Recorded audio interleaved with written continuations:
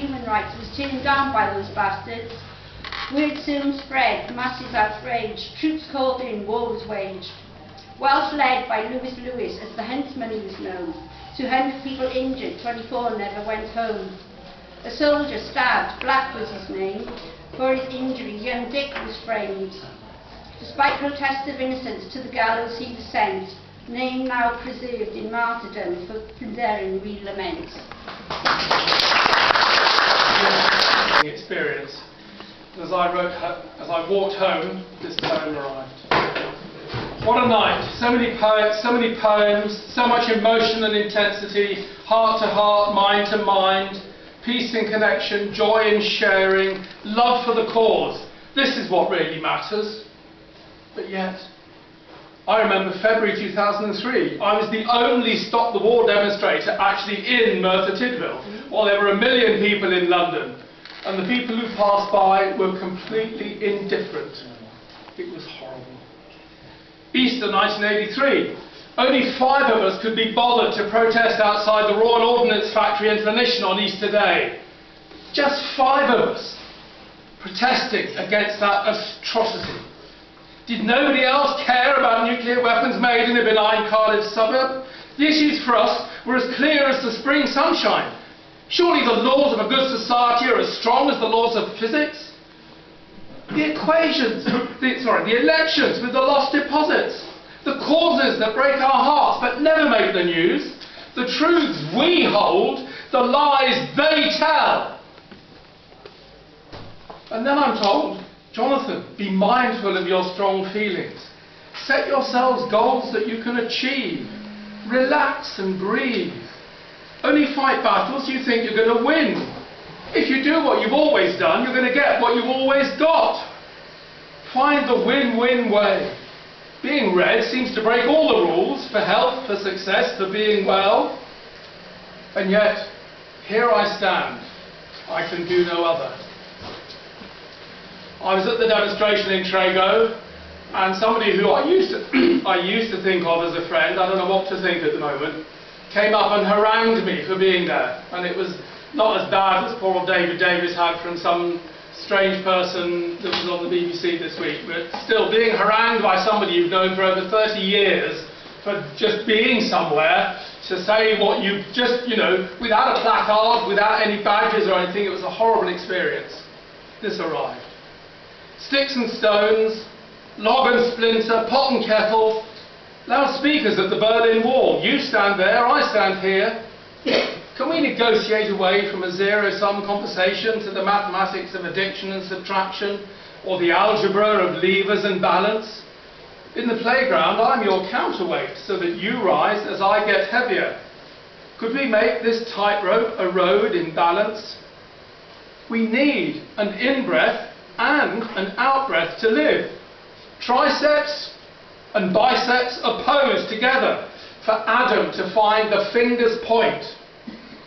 Without insulin and glucagon, we would die. Could we blend either or to find a richer recipe, perhaps holding us both in quantum dialectic? Where is the wisdom? This one is a bit of a prestige, so with apologies to Johnny Kidd and the Pirates, it goes something like this. When you protest right up close to me, well, that's when I get the shake all over me. Kipper's got no backbone, Tommy's knuckles by his knee bones. The Nigel's kids live in a Eurozone, shaking all over. If they get upset, it don't mean dick to me, 'cause they're on the wrong side of fucking history. Kipper's got no backbone, Tommy's knuckles by his knee bone. Nigel's kids live in the Eurozone, so shake 'em all over.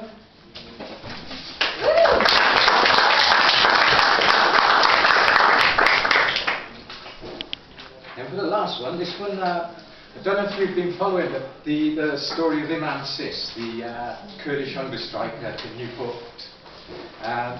But a load of the artistic community got together and produced a CD to raise money for the Kurdish community and the hunger strikers. And I was really honoured to be invited to contribute to this project. And there's a 41-track CD now on Bandcamp, so if you search for Imam Sis, we see you can listen to it, but hopefully you'll buy it as well as a digital download for fiver, then the money goes to the Kurds. So I wrote this one, which, if you're into 50s croonery stuff, the title is Nobody's Business But the Kurds, which you may remember from a totally different song. It goes something like this. Stateless, oppressed, people just like us, Imam Sis, Kurd hunger strikers. Anyone say it's none of our business? Look at just how they got into this mess. Broken promises after World War I, Khalif of Kurdistan then begun. Imperial slime, a stain in the sands, drawing straight lines, breaking up lands. From Winston Churchill, bulldozing cultures, aligned to Erdogan and other vultures, portraying Öcalan as a terrorist. Kurds have no option but to resist. What happened in Lidzey, a Kurdish town? People burned alive, others shot down, just like Mandela. I don't understand. You cannot stop freedom by jailing one man. So Turkey, Syria, Iran and Iraq, all get the fuck out of Kurdistan.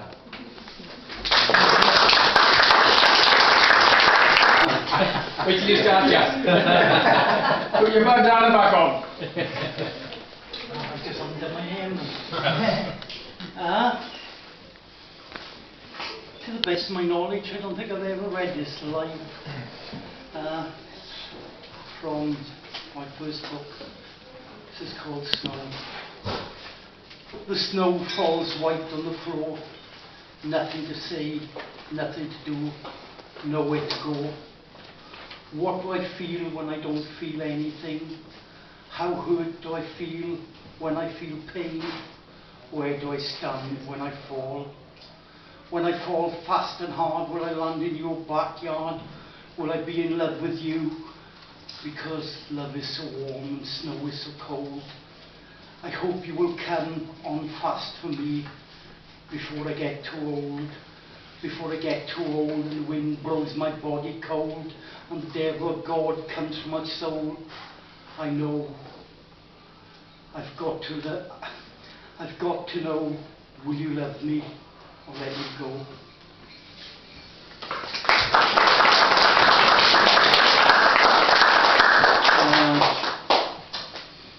Poem about a code of silence that just needs to be broken. It's called Said Nothing. He beat her black and blue, red and white. He split her head, he split her lip. He broke her arm, he broke her jaw. The neighbours knew what was going on because they heard it through the wall. But they said nothing. The nurses and doctors knew what was going on because they knew nobody could be that clumsy, nobody could walk into that many doors or trip down that many stairs. They tried asking about it, but she was too frightened to say, so they said nothing. Her mother knew what was going on, so did her sister and brother-in-law, but they said what goes on behind closed doors is private, and they said nothing. Surprise, surprise, everyone spoke at the coroner's court, except for him as he started his life sentence, and her, she said nothing. Not as good as me. Right, just two poems here. The first one's about knotweed. When I was a young lad in Swansea, I worked in the summer, but in the holidays, as a gardener. And I'll never forget, at one point I was told, oh, can you come and sort out all of this knotweed in Caswell? And cut it all down. My mother turned around and said, no point. I said, well, I'll get paid for it, so all right, there is a point. Yeah, by the way, I'm sure it's still there. I can take you to the place. It's in the grounds of a hotel in Caswell. Anyway, Welsh knotweed. Welsh knotweed. It's officially agreed that the Japanese knotweed cannot be defeated nor be eradicated. And neither can we, because while our princes were defeated, Wales was not eradicated, and we're still here. Welsh knotweed cannot be treated nor eradicated, so the Scythes should heed that they cannot succeed. We're dedicated to survive as we still speak our older language. The Welsh did not succeed, yma or heed, which means we're still here.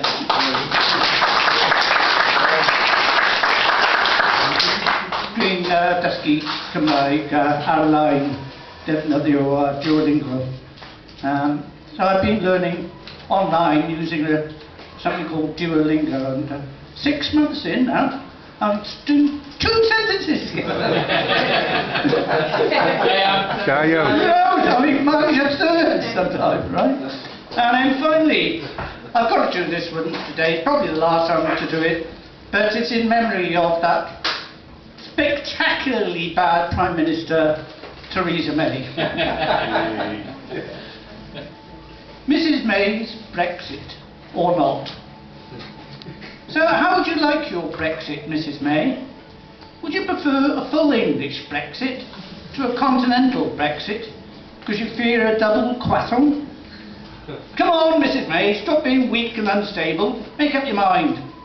Do you prefer a hard-boiled Brexit or not? After all, you said Brexit is Brexit, so tell us what kind of Brexit you want. Is it a poached Brexit? A soft, rather soggy Brexit? Or is it the kind of Brexit that you can encapsulate in a Brexit cup, nice and clean and clear? Because, my dear, I have to say it's looking more like a scrambled Brexit these days.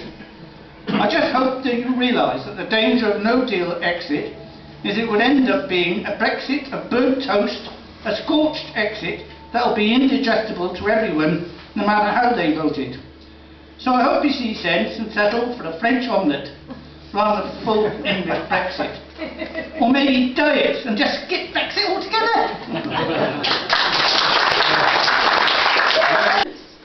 One is an ecological immigration poem, and it's called Nest. A proud bird wove a plastic nest. It stood out from the twiggy breast.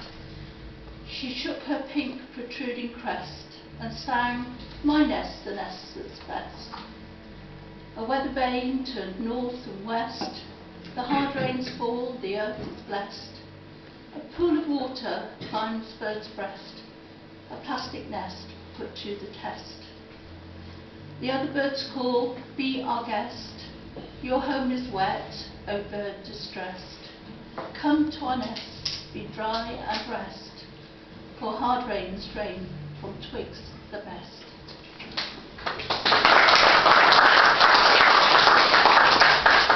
And this is called Pamphlet Didact, because I like pamphlets. There once was a pamphlet, reread when you can. You all know its name, it's Tom Paine's Rights of Man. So great was this pamphlet, it fast earned a ban. With dear Thomas Paine facing prison, he ran to France, to America, selling so cheap that all could afford to buy, read and keep. Agreed, many pamphlets are shallow and trite, but there's always the odd one where genius takes flight. Thank you. Protest is the right thing to do, so why are the police filming you? A neutral policy, or so they tell me, whilst refusing to film the VIPs. Trust the police, why should we? Trust the police, why should we? Arrogance is no immunity, telling lies to you and me, whilst guarding the ruin to your society. They ask for trust from the community. You're nothing like the rest of us, cowards in yellow, protected the dealers of black dust. Trust the police, why should we? Trust the police, why should we? Cheers. We came to Merthyr. We came to Merthyr in winter.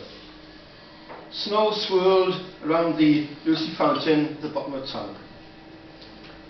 The parish clock faced us as music drifted from the New Crown pub. We passed the High Street Chapel, where many choirs had sung. We came to Merthyr in spring. Market traders set up their stalls. We heard the chatter of happy shoppers as friends met by coincidence, putting the world to rights, and pleased they still had a library in town.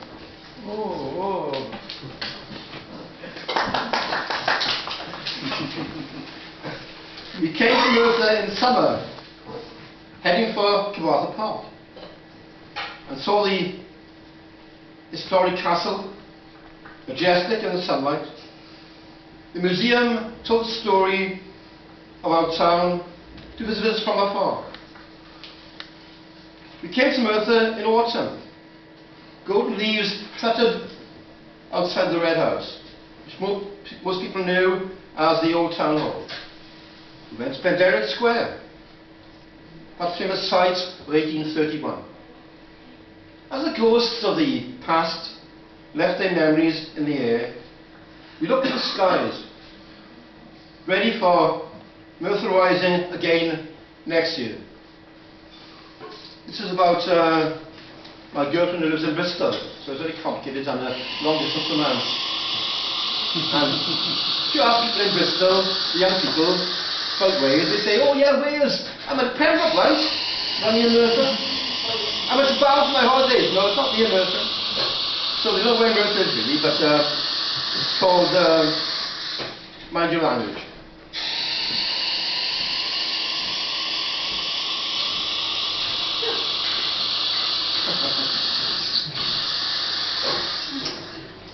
Mind your language. Sorry, Ken. Sorry. Do they speak Welsh in Merthyr? Libby asked. Some do, I replied, but they all speak English. However, we do have our own identity.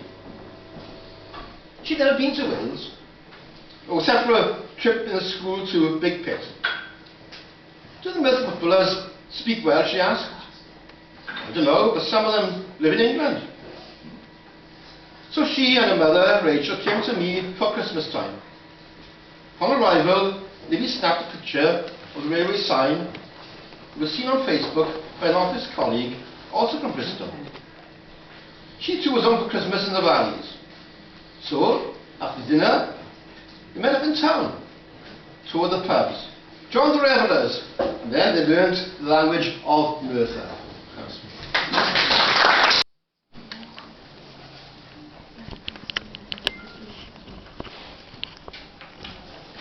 Hello, I'm Rhoda.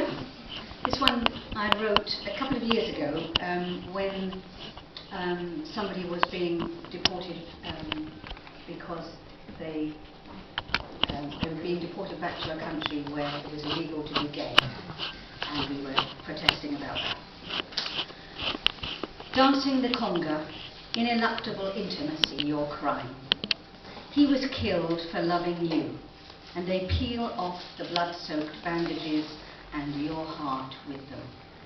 You came to us for sanctuary, but we rolled back the stone and put you on a plane back to certain death, to a place of persecution, more bitter than here, not your home anymore.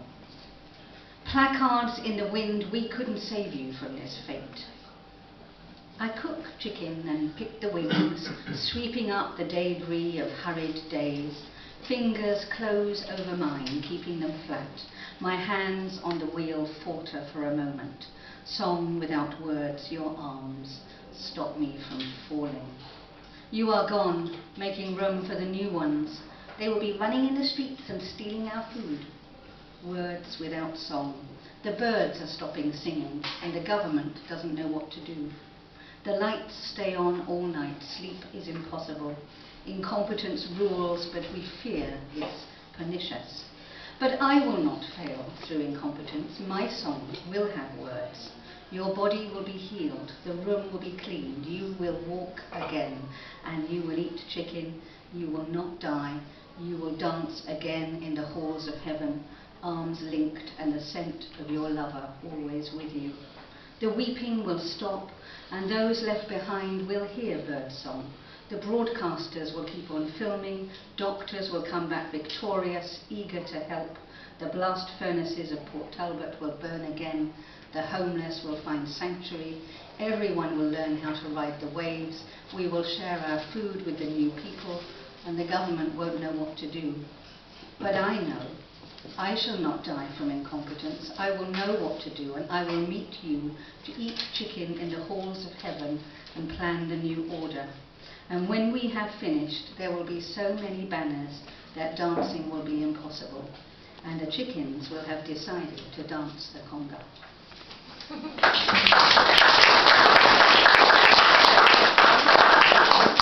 I think what I meant to say at the beginning of that poem was that I didn't realise, I think it was either 2 years ago or 3 years ago, how much of a hostile environment was ahead of us at that point.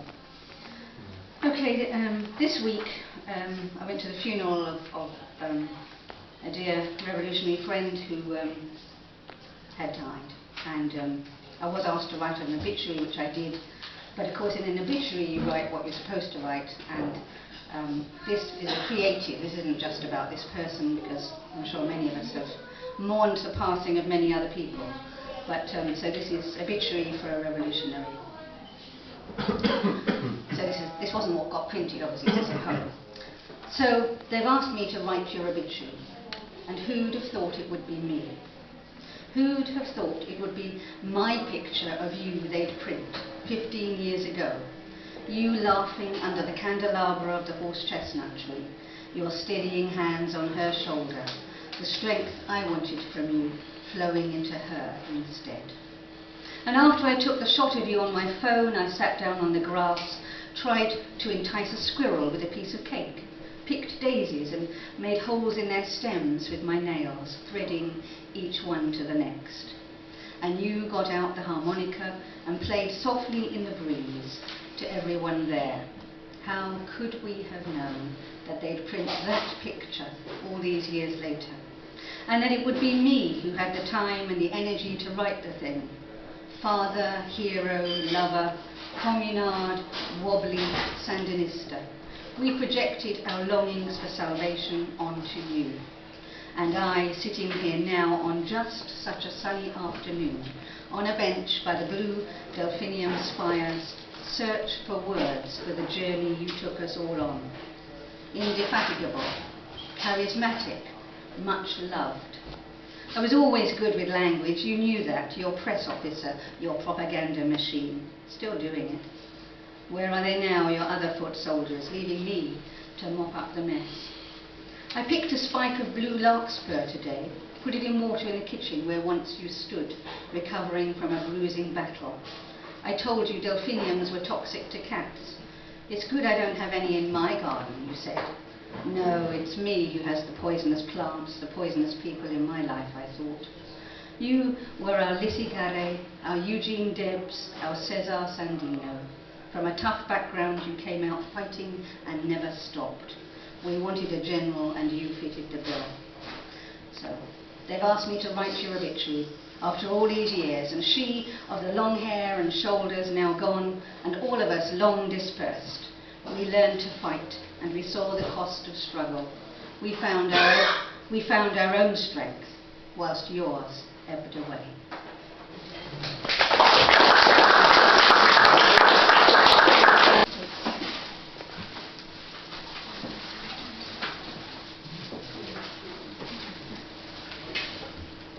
The big match for contemporary social housing. They're glistening this morning, the smelly, grubby pavement, covered in a moist, smeary film, much too warm for February.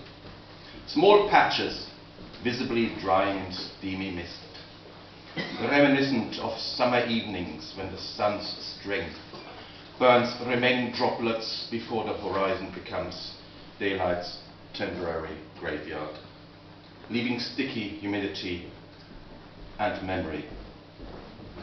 I lift my head. I see urban concrete and today's working gang of men in yellow vests, not disturbing my peace with their yard brooms, handing me a homemade sandwich and a steamy coffee from the cafe across. Harry, greets me with his broad smile. Before he and his green dust cart disappear beyond St. John's Church, sauntering to the market. Jumping off the cold metal bench, landing on the square, I have named in honour of my kind benefactor Anne, who has known hunger and sadness, and who, despite C-shaped spine and 2 sturdy sticks, has taken to visiting me for her company and mine. Robin, my feathered friend, has come for breakfast, hopping into my tent for his share of sandwich. What will become of him when my canvas home is evicted and maliciously destroyed? And will I ever know if Robin is a Robina? I cannot ask Eleanor. We have not exchanged words since my gradual, increasingly rapid fall from societal grace, and now I fear we never will. She blames me for everything, and perhaps she's right. Semi-sleepless nights are interacting with images of happier, more colourful times, alternating with long phases of despair without perspective, and longing for an end that wins battle over hanging on.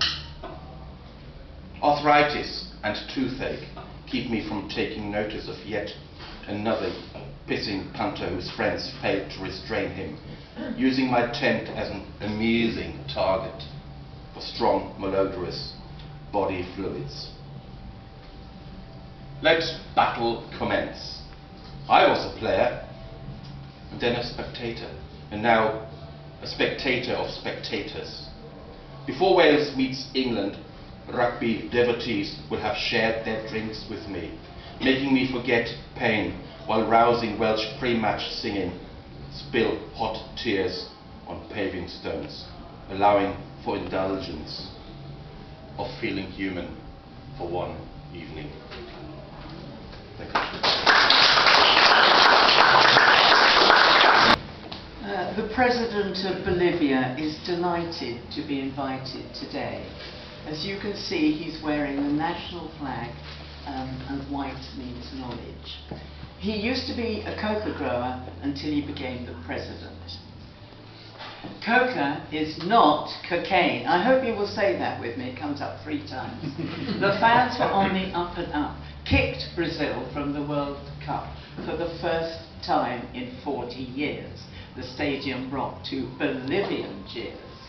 Some players relaxed with cups of tea made from coca leaf and called mate. A problem arose. You've guessed. The leading player failed the drug test. He said, I drank coca before the game, but coca is not cocaine. 50,000 to the next match came with shirts, caps, placards, the same message to explain. Coca is not cocaine. At the airport, VIPs are photos sipping coca teas. To the Pope and the Queen of Spain, coca is not cocaine. Fidel Castro gave a knowing wink from his hotel as he sipped his drink. The crowd cheered as he made it plain. Coca is not cocaine. And this was designed by my 19-year-old grandson. Yay!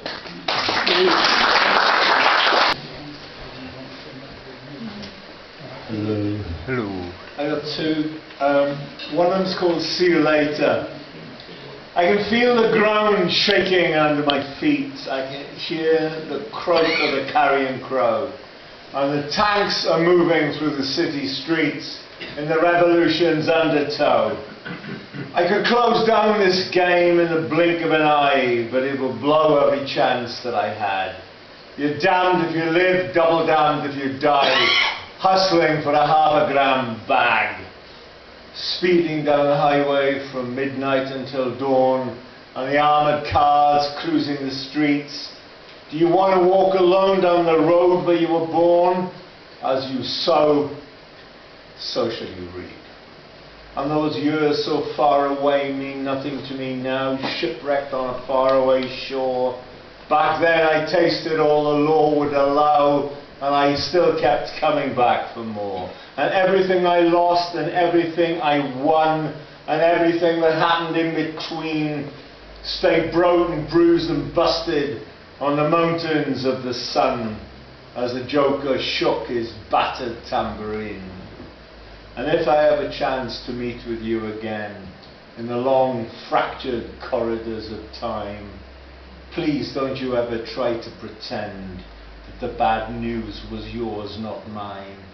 Maybe I'll see you later on the street barricades, in victory or on the run. No more backdated wages left unpaid. No more begging for broken crumbs. For the old ship of fools has finally run aground. It's time to win the future from the past. For these are the days of the lost and found. And he who was first shall be last. Thank you.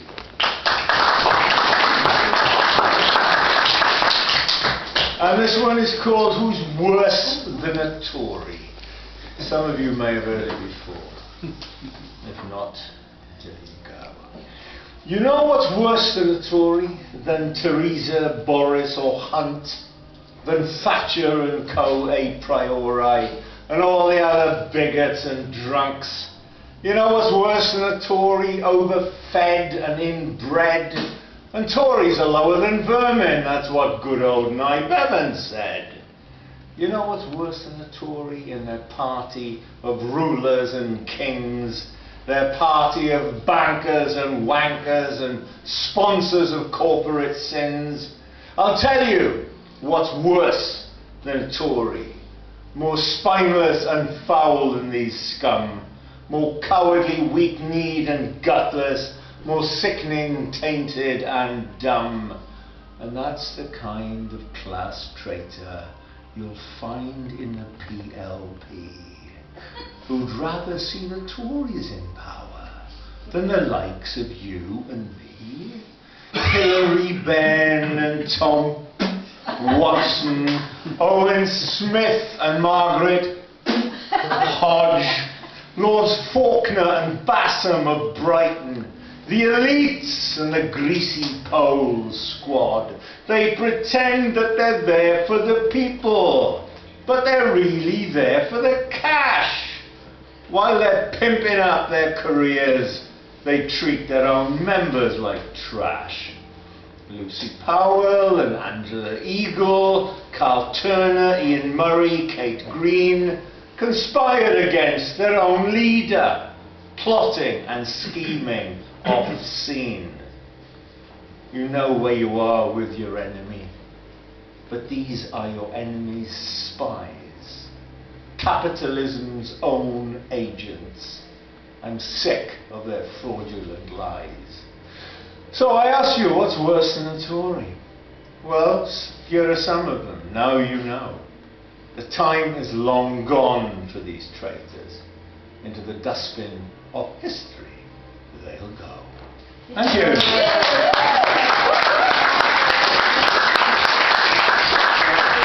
The Red Poets will meet here at 1:15, and then we'll parade led by Jog with his flag, and hopefully get with his riddle.